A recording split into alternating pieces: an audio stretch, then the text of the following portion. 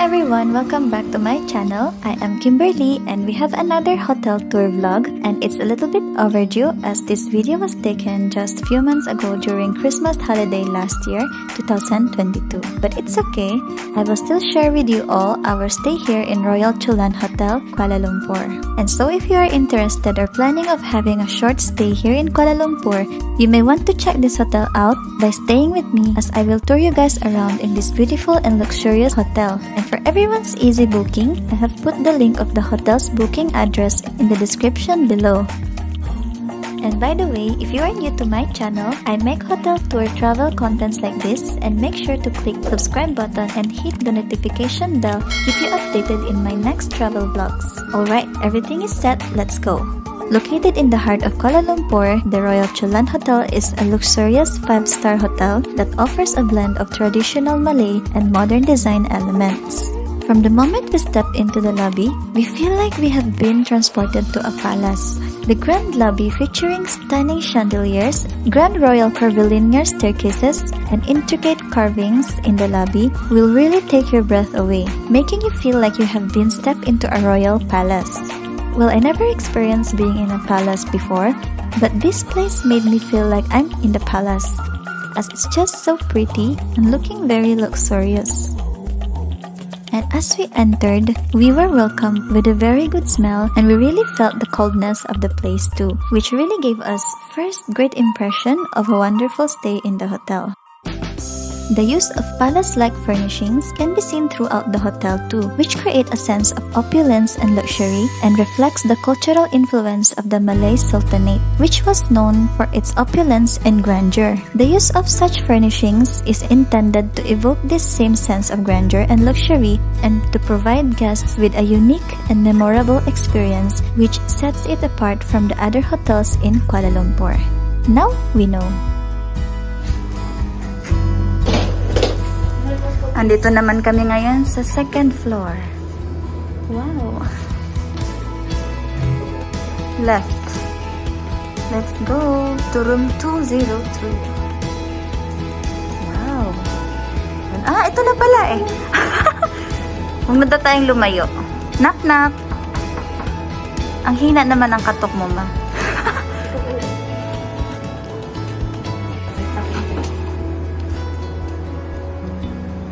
Akala ko nakalagay na ako ng card kasi pagpasok namin may aircon na.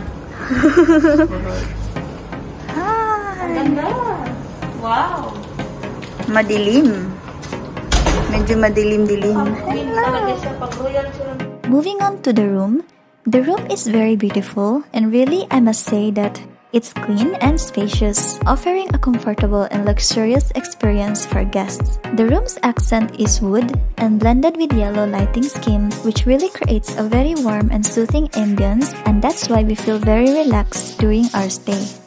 One of the highlights of the room is the spacious balcony, which provides a view of the surrounding and adjacent rooms from other blocks and a good place to unwind after a long day of exploring. It's perfect for enjoying a cup of coffee or tea while taking in the sky view. Also, the furnishings in the guest room also incorporate traditional Malay design elements such as intricate wood carvings and batik fabrics, adding the touch of cultural authenticity to the space, and is incorporated with modern amenities which really made us comfortable and feel a luxurious experience. The bed is comfortable and the linens are soft, plus the warm lighting of the room at night, in my experience, really guaranteed me a very good night's sleep. Hello! Wow! Very nice! Halika, bisitahin natin sa loob. Wow! Ayan o, naka-sliding siya. Ayan, buksan na natin. The room's bathroom is spacious too. I like that the toilet space and shower space were glass enclosed so that the bathroom floor won't be too wet when it's in use. Edi maganda, hindi mababasa yung toilet. Hindi mababasa dito sa labas. Wow naman. Hello! At ang aking pinaka-paboritong blower. Blower lang yung gusto ko eh. Kasi nga, gusto kong i-blower tong super kulot kong buhok.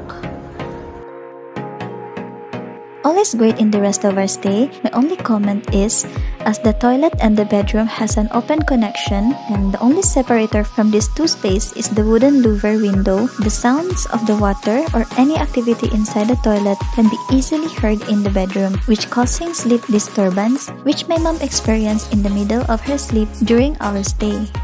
Hello everyone! Andito kami ngayon sa Royal Chulan Hotel sa Kuala Lumpur. Ngayon, andito lang kami ni Mama, nag-chill-chill lang kami sa room. Talagang in-enjoy namin yung room namin. Ngayon, kakain kami ng aming dinner dito sa hotel. Ang bango ng hotel. Walang masyadong tao. Hello, Mama! Yan. Terno kami ni Mama ng ng damit. Ito yung gift ni Ate Tanya sa amin. Titignan namin kung ano yung makakain namin dito. Mukhang nasa ground tayo, di ba? Hello, hello! Kim. Waiting for the Buffet. Buffet. So, we are waiting. Daming pagkain ni Kim. Oh, Diyos ko po. Nakatakip yung mga pagkain. Actually, may pagkain na nakatakip. So, we are waiting 6:30 daw. Yan na. Paunti-unti lang. Titikman natin lahat. Ano to? Miss Luigi. Mayan. Sayurlin. Wow, ito masarap to. This is nice. Isa-isa lang muna. Pa isa-isa pero dalawa na kinukuha niya. Kumukuha ako ng vegetable tsaka sauce. Ay, ano to? Daging. Daging. Ay, rice na. May biryani sila. Ninong rice kami. Pero pagka ganito yung ulam, masarap to with rice talaga. Ay, pero paano mag-ano? May biryani sila, masarap. Ayan po. Oh, may rice. Biryani. Bakit nakakagilid siya? Para mahirapan kayo kumuha. Tama na yung isang kutsara. Teka, dalawahin naman natin. Pwede ka naman bumalik. Kunti lang yan kasi buhag. Dory. Ano lang ako isa. Si Kim talaga yung unang-unang kumuha.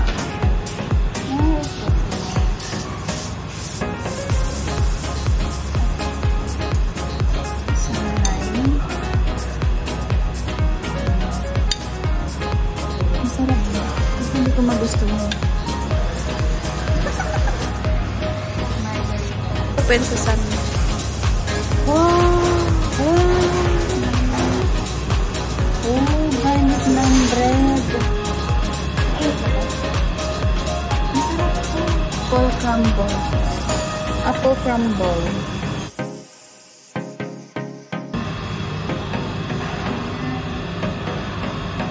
Halika, kain na tayo. Ikaw naman ako muna para naman.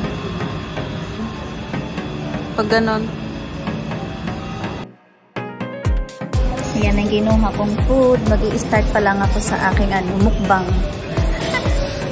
Kasi pumunta kami ng Christmas buffet. Yun, si Mama kumukuha na siya ng food. Nagutom na ako. Lapar, saya lapar.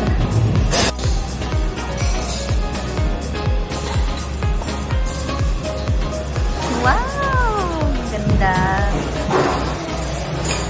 Buffet na buffet. Buffet na buffet. Buffet naman talaga. Ang dami mo kinukuha, Ma. Oo, lahat meat. And to continue, one of the highlights of my stay was the Christmas buffet dining experience. The hotel's buffet offers a wide variety of cuisines, including local Malaysian dishes as well as international favorites. The food was absolutely delicious, with a range of options to choose from. I particularly enjoyed the local Malaysian dishes, which were expertly prepared and full of flavor. Overall, I would highly recommend the Royal Chulan Hotel Kuala Lumpur to anyone looking for a comfortable and luxurious stay in the heart of the city. From the good stay and comfortable experience to the amazing food and great location, this hotel truly has it all. Alright, once again, we have come to the end of this video, and if you like this video, please give it a thumbs up and click the subscribe button and hit the notification bell to keep you updated in my next hotel tours. Thank you so much for watching. See you next time.